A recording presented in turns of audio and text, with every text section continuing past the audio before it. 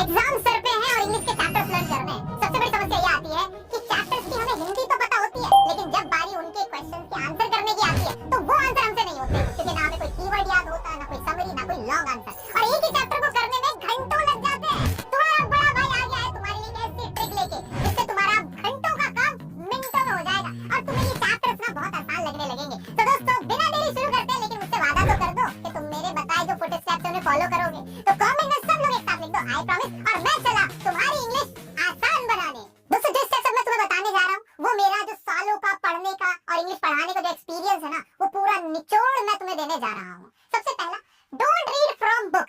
Step number 1 याद रखो, कभी भी ना किताब से, जैसे तुम्हारी किताब है फॉर एग्जांपल ये तुम्हारी बुक है, चैप्टर उठाया और पूरा चैप्टर पढ़ने बैठ गए, ये कभी मत करना, क्योंकि इससे तुम्हारा समय ज्यादा लगेगा और आउटपुट कम निकलेगा। बहुत सारे लोग ऐसे जो कहते हैं कि नहीं पूरे चैप्टर को पढ़ो, पूरी बुक को पढ़ो, भाई कुछ नहीं होने वाला, उससे तुम्हारा कोई फायदा नहीं होने वाला। एक स्मार्ट स्टूडेंट क्या करेगा, वो कभी भी किताब से नहीं पढ़ेगा, रादर तुम्हें क्या करना है भाई, नंबर कहां से मिलेंगे, जब क्वेश्चन का आंसर करोगे, राइट।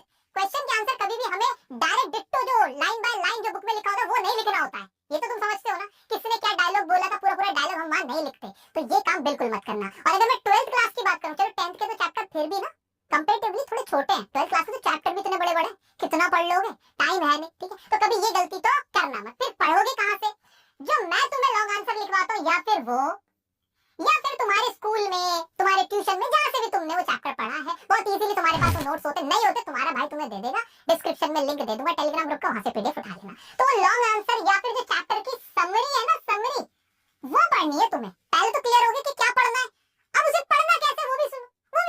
अभी तक कोई टाइम वेस्ट कराया मैंने तुम्हारा नहीं, स्टेप नंबर 1 में तो कुछ भी नहीं था, सीधी सी बात थी कि भाई किताब से ना पढ़ के लॉन्ग आंसर या सिर्फ समरी को पढ़ना, जो कि टीचर ने तुम्हारे लिखवा रखी है या मैंने तुम्हें लिखवाई हुई है। अब उसको भी पढ़ने का तरीका है, उसको भी पढ़ने का क्या तरीका है, ये जो तुम्हारी समरी है ना, ये जो तुम्हारी समरी है, इसको शुरू से ही समझ के मत पढ़ना। तुम्हें करनी है 2 तरह की रीडिंग। पहली करोगे फर्स्ट रीडिंग, जिसमें सिर्फ तुम गो थ्रू करोगे। क्या करोगे, गो थ्रू करना है, ऐसे ऊपर से पढ़ना है, पूरा लॉन्ग आंसर पूरी समरी को सिर्फ गो थ्रू करना है, मोटा पढ़ना है कि क्या है इसकी कहानी, और समझने की कोशिश करनी, इतना करना है। इतना कर लिया, बिल्कुल कर लिया, मोटा माटी समझ में आया। हाँ, पहली रीडिंग तुम्हें ऐसे करनी है। फिर करनी है तुम्हें सेकंड रीडिंग। सेकंड रीडिंग में क्या करोगे मेरे दोस्त, सेकंड रीडिंग में क्या करोगे, सेकंड रीडिंग में समझ के थोड़ा डीपली उसको पढ़ने की कोशिश करना कि क्या कैरेक्टर है। हर स्टोरी में कोई ना कोई कैरेक्टर होंगे, 1 2 3 जितने भी कैरेक्टर्स होंगे, कुछ उनके प्लॉट्स होंगे, यानी उनकी कहानी का कोई रीजन होगा, क्या कैसे हुआ, पूरा ऐसे सिलसिलेवार तरीके से हो जाता है। फॉर एग्जांपल लेंचो चैप्टर तुम सबने पढ़ा, लेटर टू गॉड, तो उसमें कैरेक्टर कौन है, लेंचो है, लेंचो के साथ और कौन है, पोस्ट मास्टर है, 2 कैरेक्टर्स हैं, ये तुमने समझ लिया। अब उस स्टोरी में और क्या है कि उसकी जो क्रॉप थी वो स्पॉइल हो जाती है हेल स्टॉर्म से, उसके बाद वो राइट करता है एक लेटर गॉड को, पोस्ट मास्टर को रिसीव होता है, ऐसे करके मोटा तुम्हें समझना है अपनी सेकंड रिवीजन में।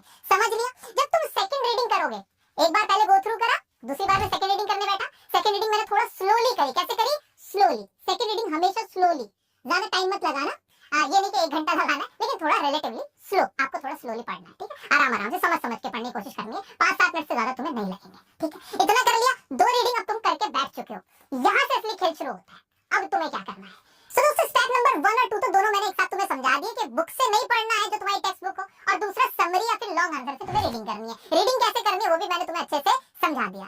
अब step number 3, draw your own map या चार्ट प्लस वर्ड्स या फ्रेजेस। का क्या मतलब है, अब तुम्हें लेनी है अपनी कोई भी रफ कॉपी, और उसके ऊपर जितना भी तुमने भी चैप्टर पढ़ा है उसको ऐसे करना है, जैसे कि मैं करके दिखाता हूँ।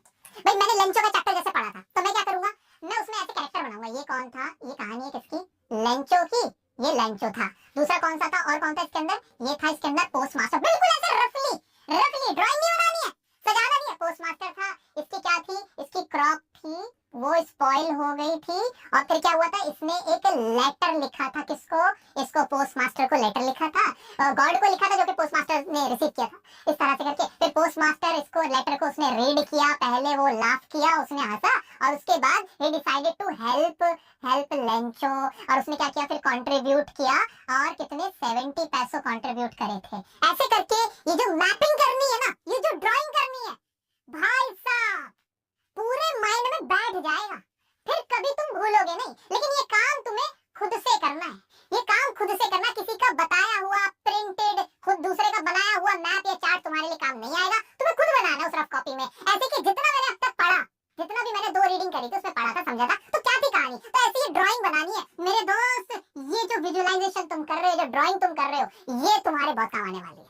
ठीक है, इतना करने के बाद, पूरा अपने आप को समझाने के बाद कि ये मैंने किया, ये क्या, इससे तुम्हारे को उसकी पूरी स्टोरी, पूरा कॉन्सेप्ट विद कीवर्ड्स याद हो जाएंगे। क्यों, कैसे, देखो ना जरा, पोस्टमास्टर कैरेक्टर का नाम, लेंचो कैरेक्टर का नाम, ये तो याद हो गए कि कौन थे कैरेक्टर्स। उसके बाद क्या क्या, स्पॉइल, लेटर, हेलस्टॉर्म, ये लाफ, रीड, और उसने कंट्रीब्यूट किया, हेल्प करने का कहा, फर्म बिलीव, ये जो वर्ड्स हैं, क्या ये भी तुम अपने आप ही याद नहीं कर रहे, कर नहीं रहे? हाँ सर, कर तो रहे हैं। अच्छा, अभी मैं तुमसे ये उम्मीद नहीं कर रहा कि जो तुम पूरा चार्ट बना रहे हो उसमें तुम लॉन्ग आंसर की हेल्प नहीं ले सकते। ले सकते हो।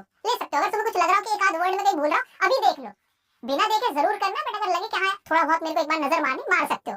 अभी मैं तुमसे ये उम्मीद नहीं कर रहा कि तुम्हें सब कुछ याद हो गया। क्लियर है? कर सकते हो, इतना सब कर सकते हो। अब आगे बढ़ रहे हैं। नेक्स्ट स्टेप, भाई क्या शानदार स्टेप है। Go to NCERT.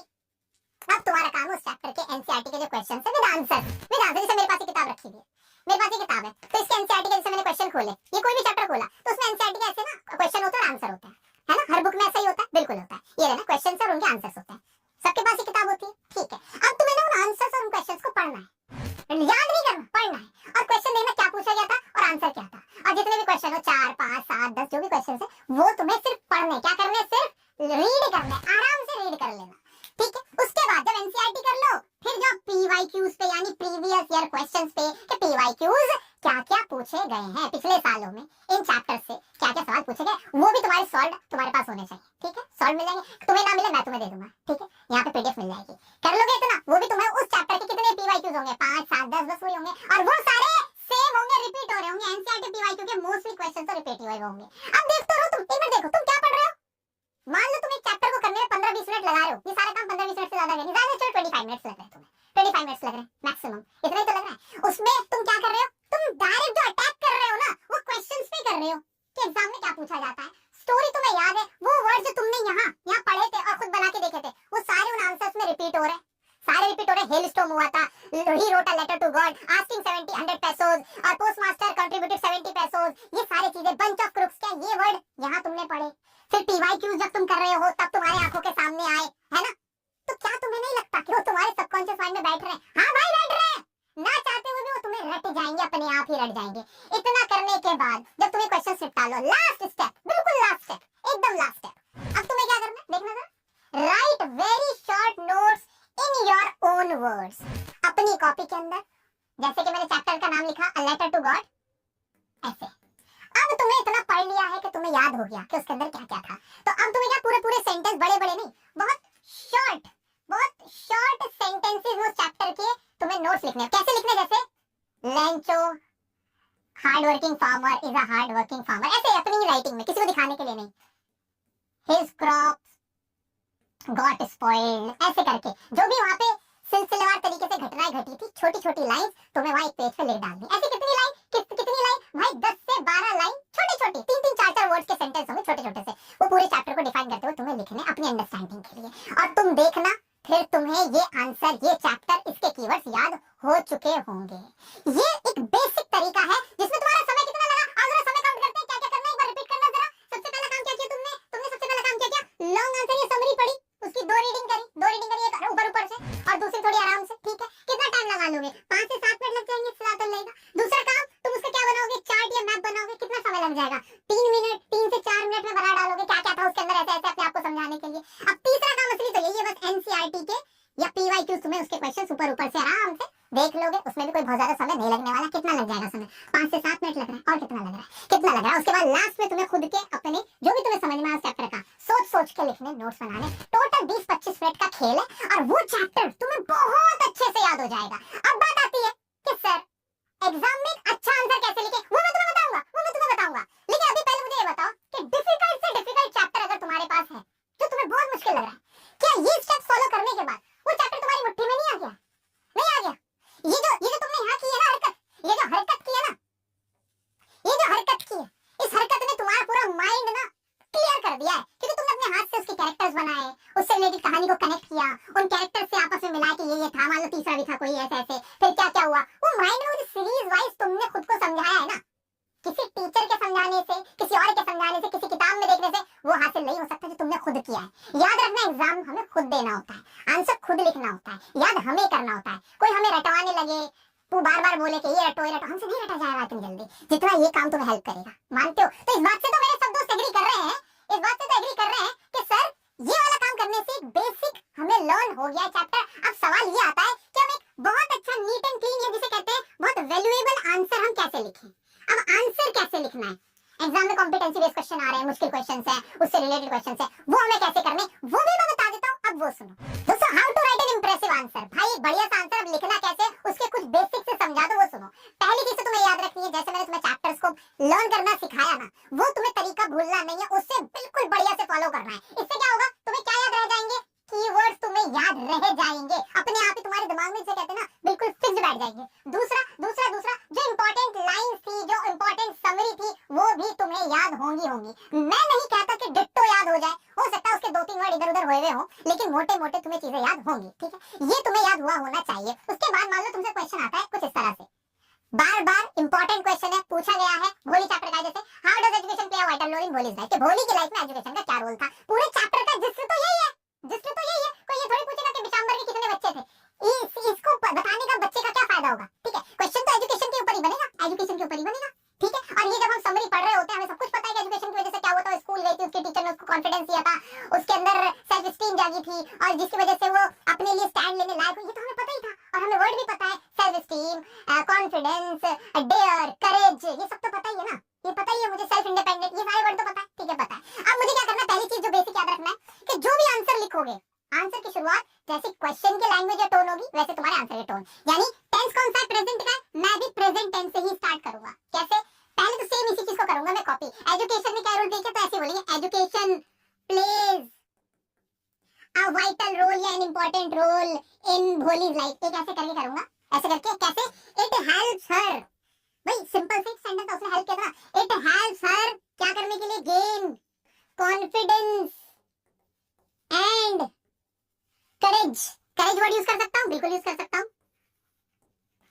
To speak against डोरी, ऐसे करके मैं कहानी क्या मैं अपनी शुरू कर सकता हूँ, बिल्कुल कर सकता हूँ। और उसके बाद क्या क्या हुआ था, अब ये मान लो लॉन्ग आंसर में, तो लॉन्ग आंसर में पूरा बता देंगे कि डोरी मांगी थी विशांबर ने, तो उसने उसके ऊपर ऐसे किया था, शादी को कैंसिल कर दिया था, पोस्टपोन कर दिया था, कैंसिल ही कर दिया था, पोस्टपोन थोड़ी, कैंसिल कर दिया था, और अपने पिता से कहा था कि I take care of you. ये सारी जो कहानी है, जो कि मैं लॉन्ग आंसर में याद करके पढ़ के आया हुआ हूँ, वो सब मैं लिख दूंगा कि नहीं, लिख दूंगा। हाँ, ईमानदारी से कहूँ यार, मैं तुमसे झूठ नहीं बोलता। अगर ये कॉम्पिटेंसी बेस्ड क्वेश्चन है, थोड़ा सा और इंप्रेसिव बनाना है मुझे, तो मुझे सेंटेंस बनाने में जिन चीजों की थोड़ी सी और हेल्प लेनी होगी, पता क्या है वो? क्या है? मुझे थोड़ी सी ग्रामर की नॉलेज और हो ना, अगर ग्रामर और थोड़ी सी मेरी वोकैब अच्छी हो, तो यही आंसर मेरा और भी बेटर हो जाएगा। बहुत सारे बच्चों को यहाँ दिक्कत आई होगी, मैं जानता हूँ ना तुम्हें, कि सर ये वाला सेंटेंस कैसे बनाए, इट हेल्प्स हर गेन, ये गेन कैसा है, गेन का मीनिंग क्या था, मतलब क्या आपके दिमाग में नहीं आ पा रहा, मैंने कैसे लिख दिया। हो सकता है तुम्हारे माइंड में आ रहा हो। इसको बनाने का तरीका, ये कॉन्फिडेंस कहाँ से लाया जाए, ये कॉन्फिडेंस कहाँ से लाया जाए, ग्रामर और वोकैब, ये पक्की कर लो। तुम्हें सेंटेंस बनाने आने चाहिए, और बेटर वे में बनाने आने चाहिए। बेसिक तो तुम्हें पता है, और थोड़े से इंप्रेसिव बनाने के लिए ये दो चीजें तुम्हें करनी पड़ेंगी। अब ये कैसे होगी सर? ला रहा हूं ना तुम लोगों के लिए टॉनिक सीरीज। बताओ कब से शुरू करूं? तुम लोग बता ही नहीं रहो, कह ही नहीं रहो मुझसे कि भाई शुरू कर दो, भाई शुरू कर दो। डेट बताओ, टॉनिक सीरीज कब से लाऊं? दूसरा, तुम्हारे हाफ ईयरली एग्जाम के लिए मैंने बूस्टर सीरीज शुरू की है, वो देख लेना, बूस्टर, जिसमें तुम्हारे चैप्टर्स मैंने बहुत रैपिड रिवीजन कराई है। उसमें मैंने पढ़ाया नहीं है, पूरे लॉन्ग आंसर नहीं कराए। उसके लिए तुम हमारी और लाइव सेशंस है, वो मैंने वहीं पर आपको प्लेलिस्ट बनवा दी। ये प्लेलिस्ट दिख रही है तुम्हें, इसी प्लेलिस्ट में लॉन्ग आंसर भी सब कुछ है। ये एक रैपिड रिवीजन है, बिल्कुल एक रात पहले थोड़ा सा भी देख के माइंड में सब कुछ चीजें क्लियर हो जाएंगी। ये बूस्टर सीरीज देख लेना।